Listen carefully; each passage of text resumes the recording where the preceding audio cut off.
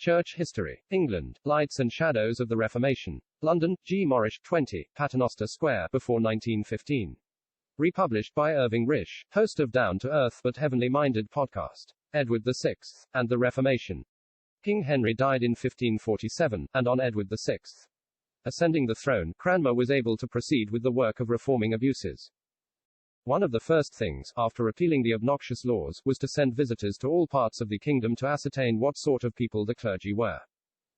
Gross ignorance was found nearly everywhere. To remedy this, in some measure, a book of homilies was composed, one of which was to be read regularly to the people. The visitors had inspectors to remove the images from the churches. This met with great opposition in some places. Gardiner, Bishop of Winchester, met the work of the visitors with such a determined resistance that he was sent to the Tower. Others shared the same fate. The next step was, that by Act of Parliament the people were regularly to have the bread and wine at the Lord's Supper. Then the Lord's Supper was altered as a service. Instead of private confession to the priest before partaking of the supper, a public confession took its place. Cranmer next turned his attention to writing a catechism, with scripture proofs, in which he exposed the errors of Romanism. His next work was to prepare a new prayer book. In this he labored to retain as much as he could in the oldest books, so as to give as little offense as possible. A good part of this remains to this day. In 1548 by Act of Parliament, the prayer book was settled as the service book of Church of England. In the same year an act was passed allowing the marriage of the clergy. The prayer book once settled, it was forced upon the people. No clergyman was to use any other, and all were to use this, under pain of fine and imprisonment, the third offense being punished by imprisonment for life. The next step of Cranmer was to draw up a confession. As in Germany this was thought to be desirable in order to let all see what Protestantism was, so the same thing was felt desirable for England. Booker was now in England, and pressed this on Cranmer.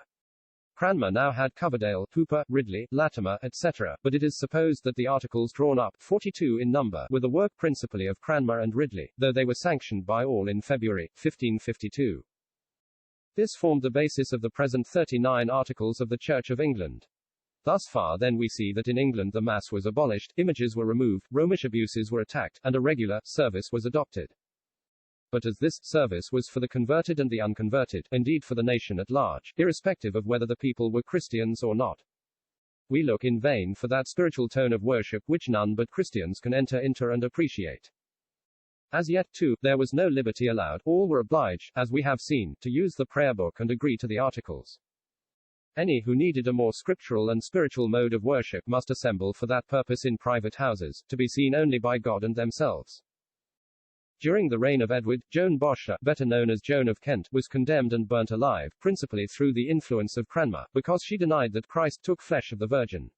She said to him, "It was not long ago that you burnt Anne Askew for a piece of bread, and yet came yourself soon after to profess the same doctrine for which you burnt her." It is recorded, to the honor of the young king, that he revolted against signing the death warrant of Bocher, and it was only by the persuasions and importunity of Cranmer that he could be brought to do it. He declared that if he did wrong Cranmer must answer for it at the tribunal of heaven. Her death was a dark shadow on the Reformation, and especially on Cranmer.